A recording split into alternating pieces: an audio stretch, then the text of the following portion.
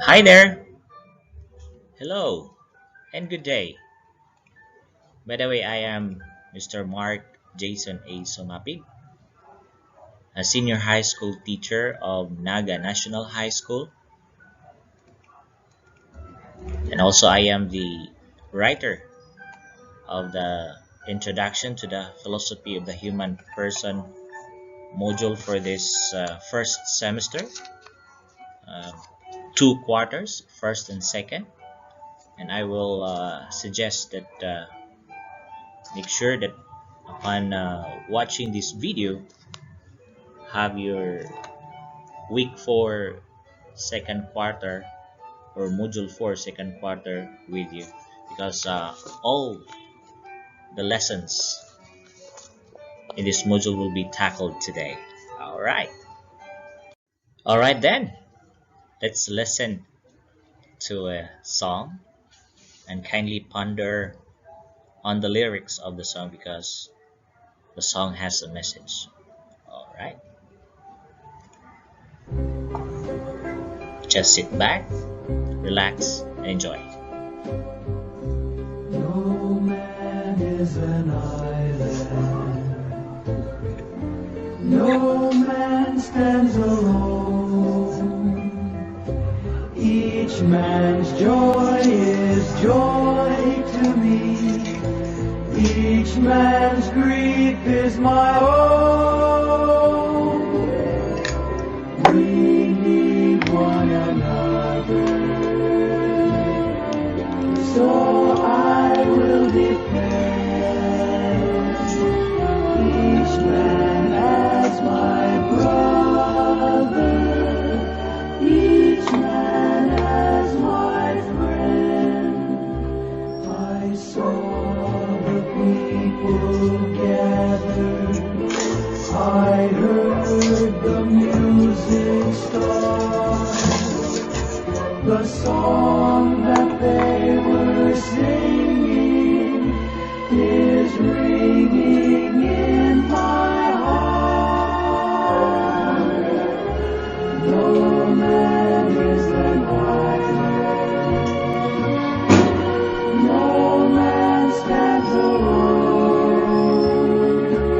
Each man's joy is joy to me.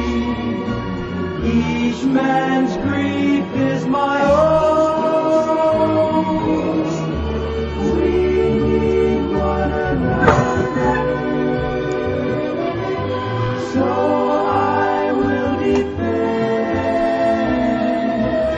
each man as my brother, each man as my friend.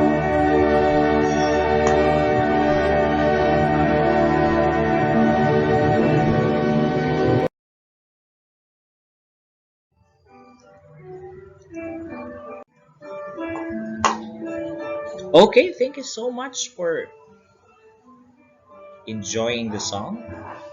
By the way, there are questions that we need to ponder upon, okay, based on the song that you just saw.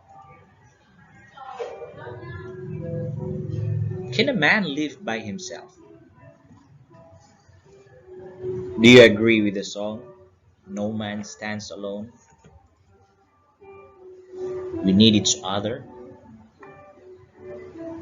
Okay, so those questions will be answered, and you'll have a clear idea after this video lesson. So by the way, after this video presentation, you, the learner, is expected to compare different forms of societies and individualities, evaluate how social systems transform human relationships, and how societies transform individual human beings. So much better to have your modules by your side. Okay, we're going to start. Okay, so today's topic or lesson is different forms of. Okay, let's have some game. It's game time. So the name of the game is Spot the Difference. there will be two identical pictures. So all you have to do is spot the difference. I will give you approximately 30 seconds. After all, you have all your time because your modules are with you. So timer starts now.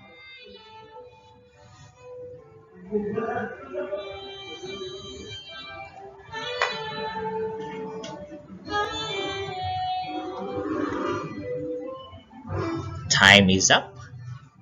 All right, I assume that you saw this. Okay. So by the way, the cows here are heading west, while here they're heading east. Okay. And there's lots of spots that are different from the other. Okay. Thank you so much. Let's move on to the next picture. Okay, five differences. Timer starts now.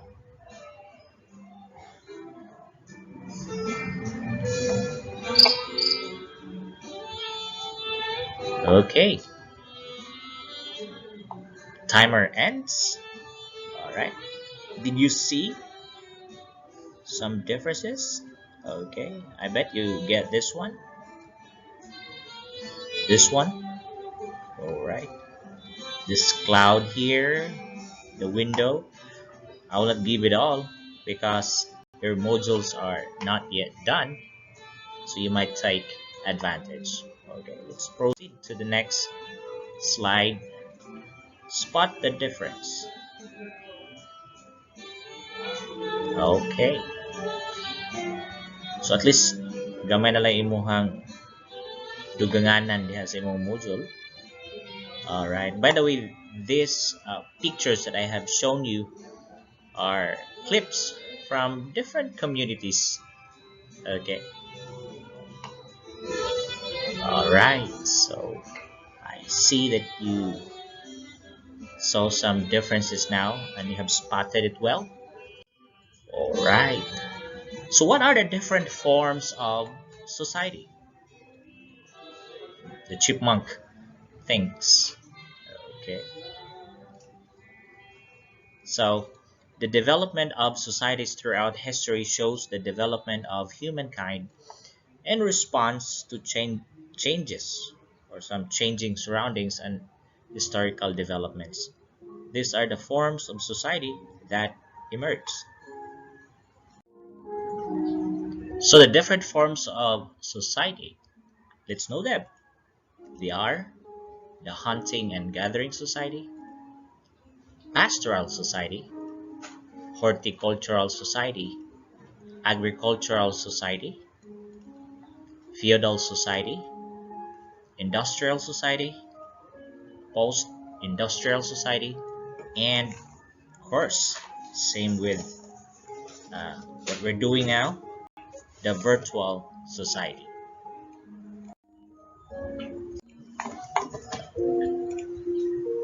So first, let's talk about hunting and gathering society. Of course, from the name itself, hunting and gathering.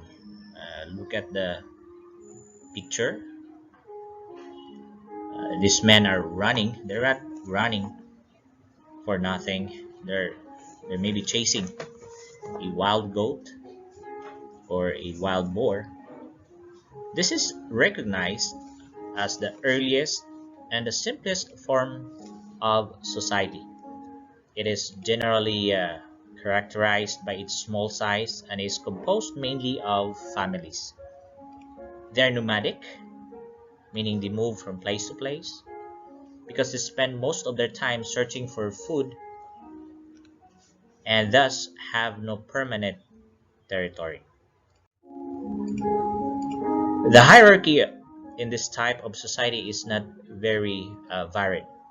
Its members are generally treated equally, and decisions are usually arrived through a consensus meaning magsabot-sabot lang sila unsay ilahang desisyon sa ilahang komunidad. Because of this, the rules of its members and the division of labor is not very clearly defined.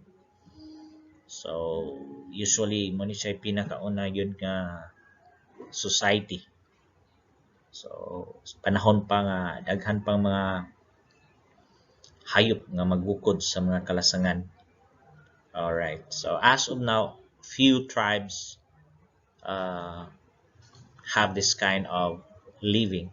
I think the Aitas of Mount Pinatubo and the Numagat of Quezon province are still doing hunting and gathering.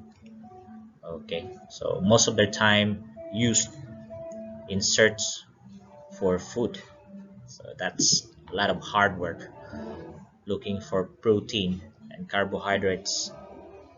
Oh, and then let's move on to the pastoral society. All right, from the word itself, pastoral, so meaning animals are involved and people are taking good care of the animals.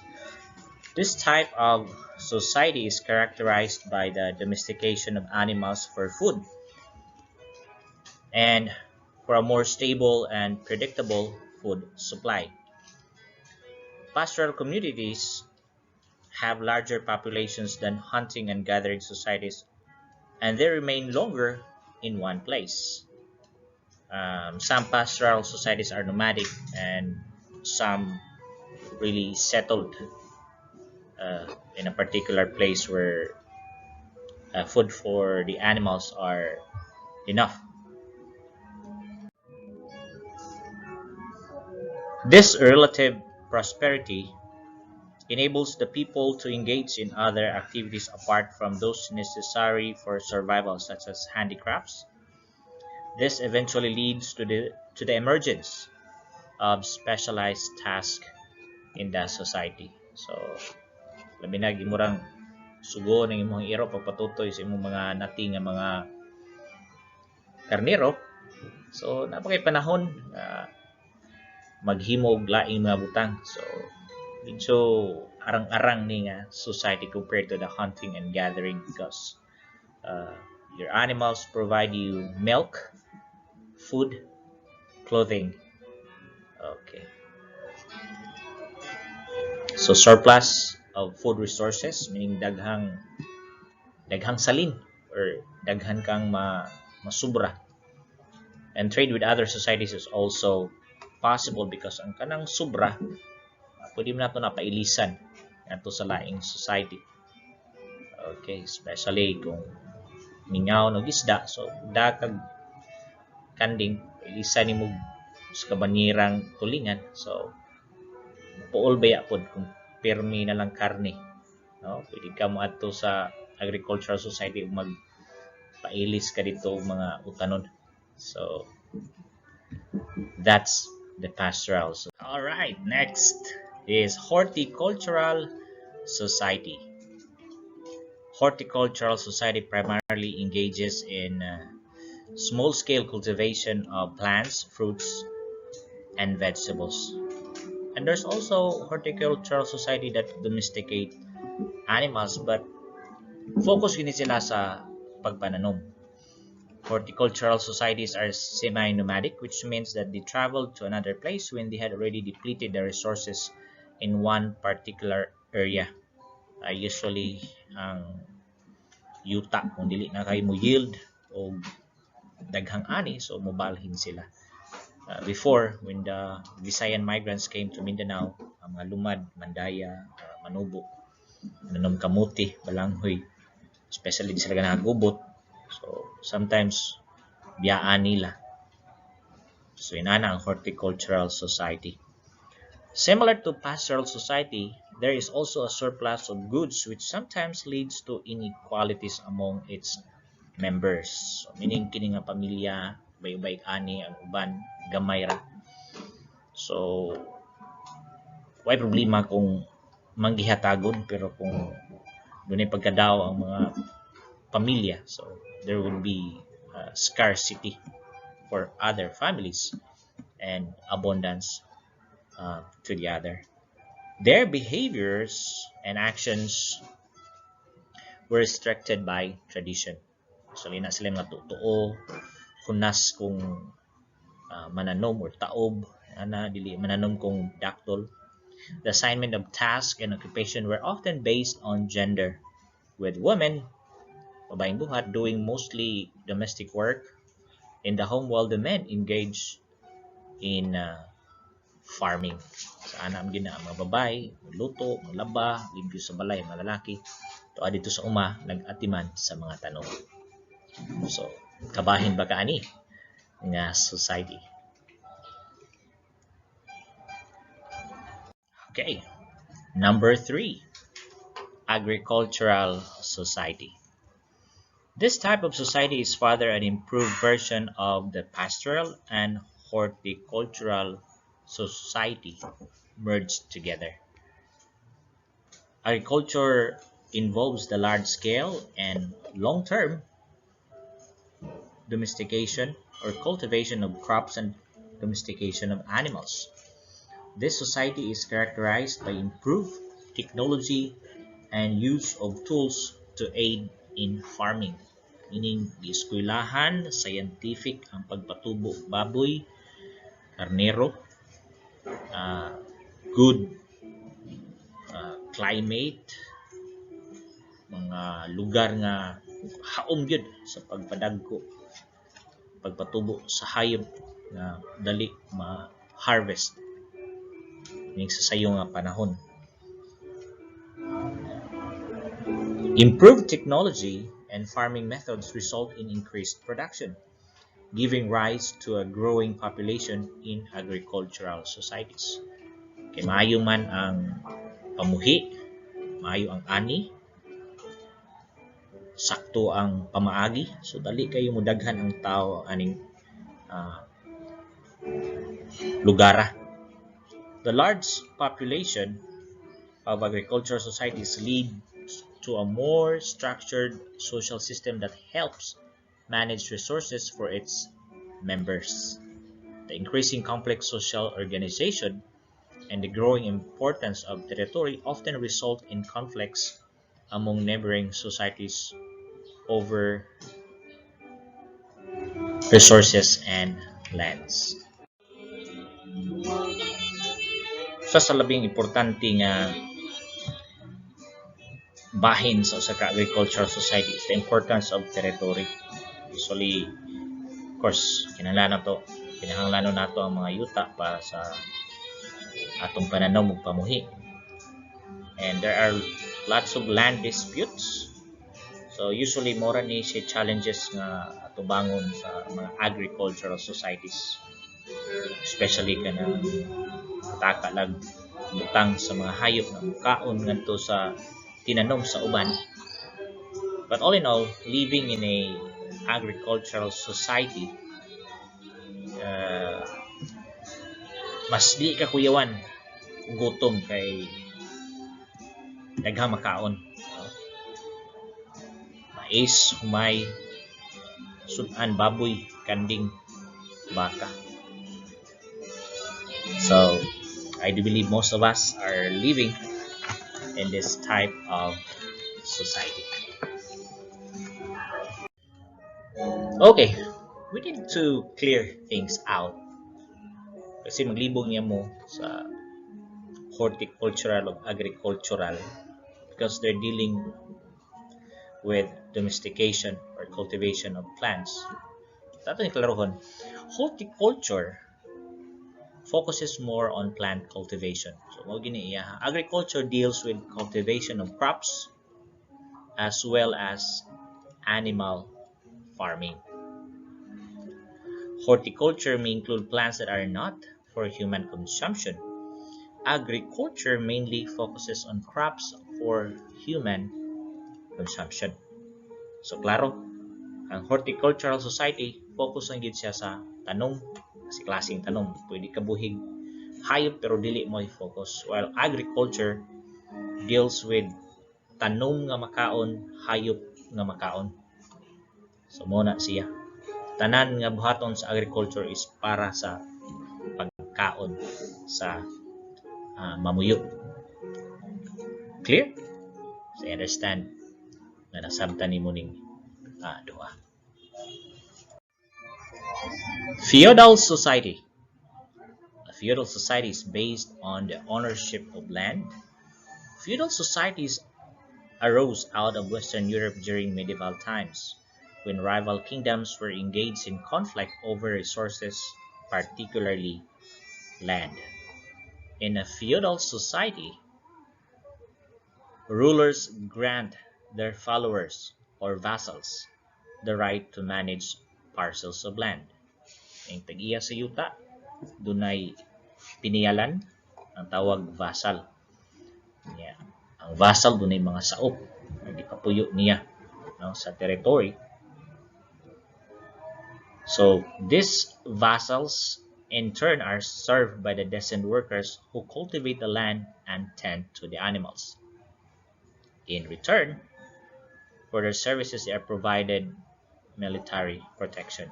Usually peasants mo ni sila sa ato pang termino mga saop. During the Spanish time, hitabo ni asindero dakong yuta na ay sinaligan, yan ay mga saop. Mga saop mo ay mo trabaho, daro, tanom, pamuhi. So ang buhaton sa mga tag-iya, they will provide military protection. Usually mo na ning gitawag atong mga knights or mga nagsakay kabayo nga nagdala og mga anak sundang para proteksyonan nila ang ilahang teritoryo. So members of the feudal society are organized based on status. So on top, ang pinaka naigid sa babaw mo ang rulers and lords, followed by the vassals or ang mga piniyalan, sinaligan, mahong ni siya managers and supervisors. Ang ikatulog ni sila pinakaluoy, peasants, mga saop, tigugmad sa yuta, bantay sa mga hayop para sa pagkaon sa tibuok feudal society. And they're guarded by knights, private army, sa lords or rulers para dili ilugon basta-basta ang ilang teritoryo o yung ilahang pananom, panguhaon lang. So mo ni siya ang feudal society. Panahon sa mga Kastila between 1700s or 1800s, diri ni siya sa Pilipinas. Karon napa ni siya ron sa Negros, Leyte, murag feudal society, meaning dakong yuta asinda din dunay mga saop. Okay. Industrial society. This is based on the use of specialized machinery in the production of goods and services. The advances in science and technology in the 18th century resulted in the Industrial Revolution. Dunay duha ka part, England, when James Watt invented the steam engine, o dito sa America.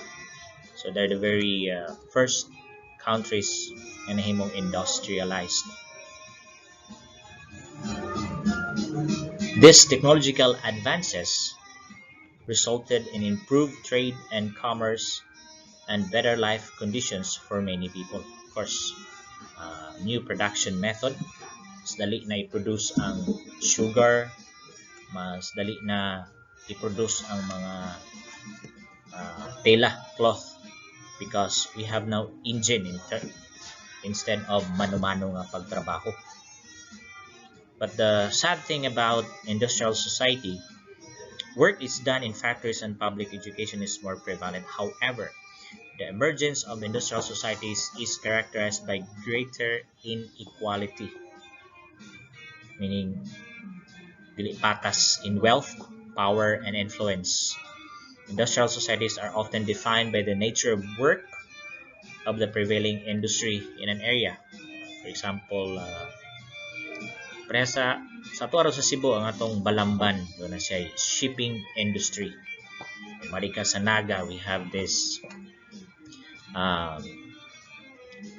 power plants, Kipko, and then moadto ka o Minglanilla, din ay mga pabrika So inana ang porma ning industrial society. Para makita nimo nga pollution kauban gid sa industrial society ang pollution. The capitalists or business owners are considered the most influential. This type of society is also characterized by cultural diversity and the presence of bureaucratic forms of organization. Meaning, daghang mga tao sa nakanilang lugar nga ningdayo nang mix ang mga tao sa industrial society. Mo na hitabo sa una nga daghang mga African workers nag-hire kay mas sukol ng kunog trabaho ang mga Afrikano compared sa mga puti. So mo na siya. Next is post-industrial society. This is marked by the establishment of societies based on knowledge, information, and the sale of services, led by the human mind and aided by highly advanced technology. The trend has shifted from industry to the generation, storage, manipulation, and sale of information. Information influences the behavior of people and has thus become a very important commodity in post-industrial society. Members of this society have higher educational attainment, better training, and specialized rules. As you can see, kanatong IT park sa Cebu, that is an example of a post-industrial society. More or less information. That's why we have call centers. Kung saan mag-generate ang mga call centers, information, sales of services, mga Amerikano nga manawag mga iligtabang. So nakabenepisyo ang Pilipino through call center type of job. And usually mo makita no? Daghang building na mga daghang tao. We are actually living in this society, especially sa Cebu City. So nangandoy mo puyo mo dinani nga building.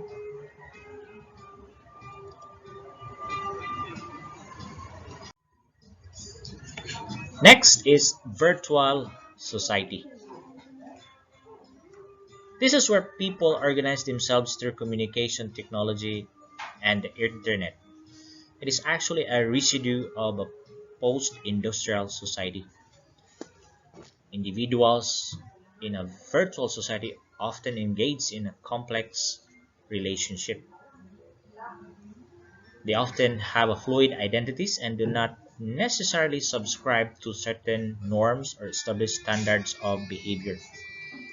The freedom allowed in virtual worlds means that a person is able to engage in various activities as well as access various kinds of information. So, muna ni ang panahon na to karon online, Messenger, Facebook, Zoom, Google Meet, muna nit siya ang bago, especially nahitabo ang pandemic which discourage ang face-to-face. So, kining atong gihimo, this is an example of a virtual society solely dependent on the connectivity of internet. So, di lalim various kinds of information. Tinaghanan right now bombarded with information. So, as you can see, mo na ni ato ang kinabuhi ron. We're now virtually connected. Where social media is part of our daily lives. No? Paghilak ang adlaw, hindi ka ka-open sa mong Facebook, Messenger, kung sa pa na diha, because ganahan ka magtanaw sa mga updates. Relationship are more complex. Kinsa makita ni mo nga no? Friend suggestion or invite, add as friend ayon. So mo na even kami mga magtutudlo at the start of the pandemic, we're encouraged to have our meetings at home. Open mi sa mong Zoom, Google Meet, Messenger, then we do our conference, especially pandemic. Muna ni uso karon, muna ni ang atong panahon, the time of the virtual society. So there you go, the different forms of society.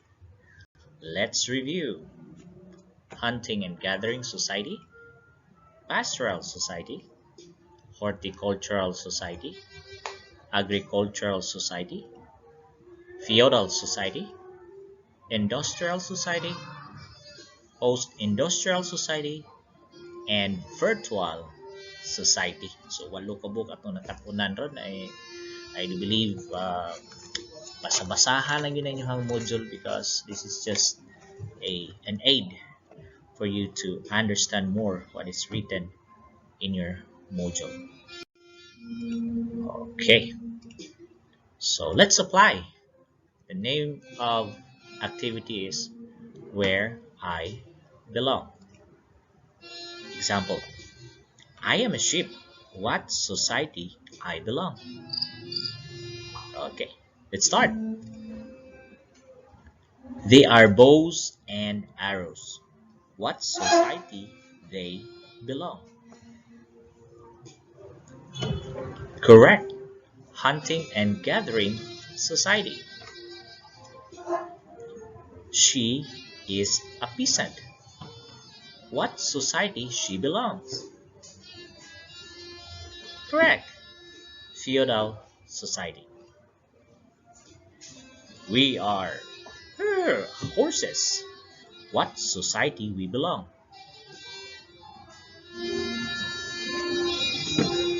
Pastoral will do. Agricultural will also do.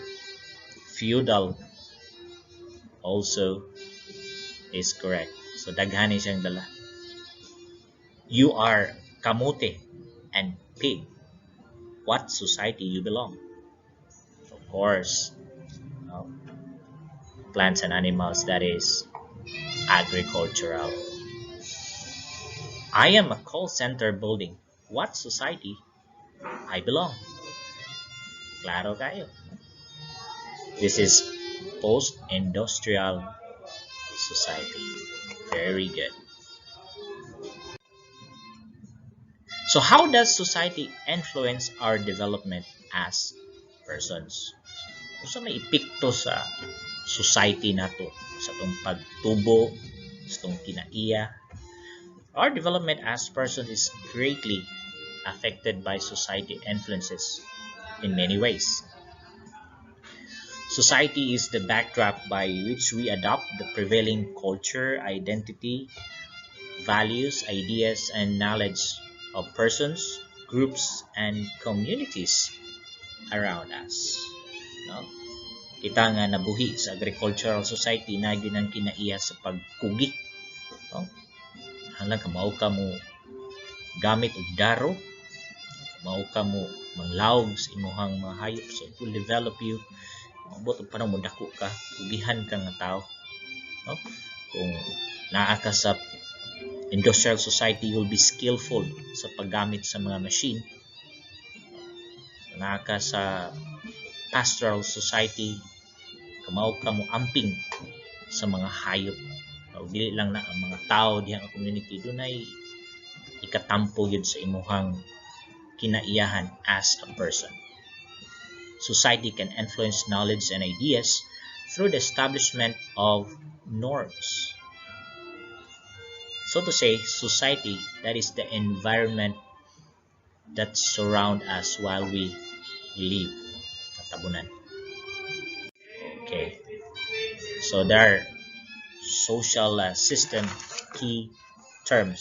So dynamics. This is just an overview. You can find this on page 8. Okay, I will not dig deeper about this. So basahan na lang dyan sa page 8.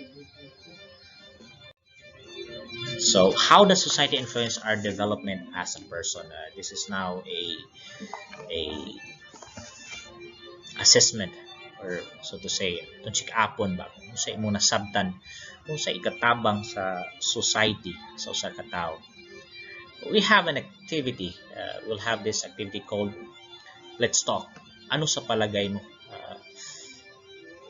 I do this in Tagalog para masabtan sad sa mga dili kaayo haniti sa in English nga pinulungan. Ako gani magbisaya ko gani para masabtan, no? Because when there's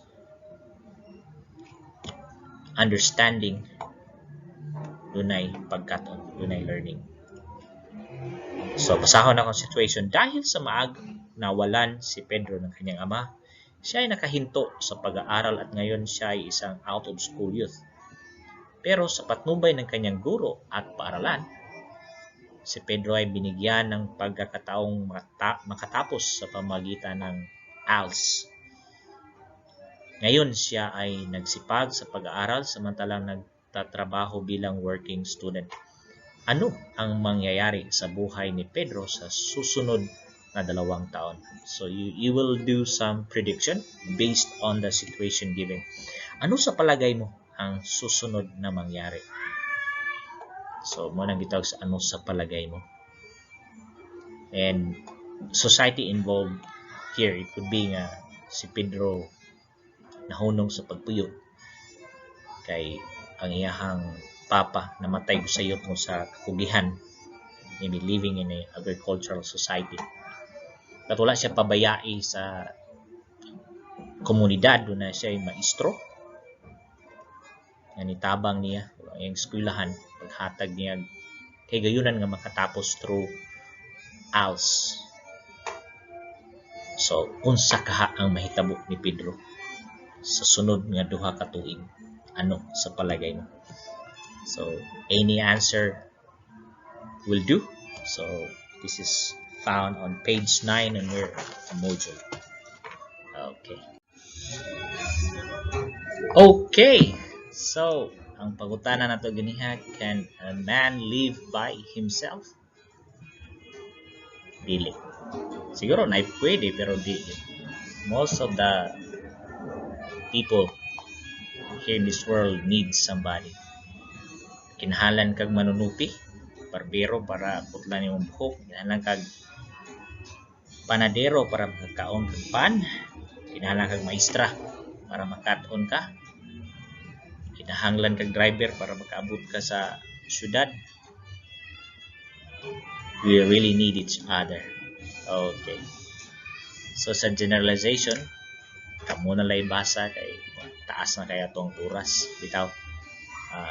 All these things here are in the module. Thank you. Sad to say, but all good things will come to an end. Thank you so much for listening, watching, and for being so attentive. Daghang salamat. I hope nga doon natin nakatunan. And learning never ends, because when you stop learning, you start dying. God bless us all.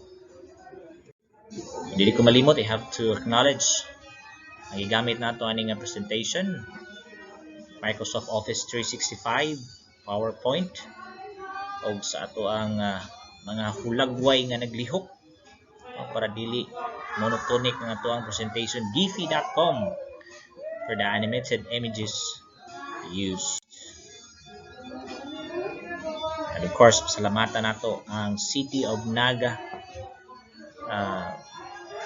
Schools Division na mo'y nanigkamot para mahitabo ni nga pamaagi nga bisan sa pandemic makakaton gihapon ta. O sa ato ang pinalanggang Naga, the city government nga may nag-supply sa ato ang bond papers nga nakaabot og 8 ka semana sa ato ang module, sila taw na nag-supply, wa tay gibayran bisag piso.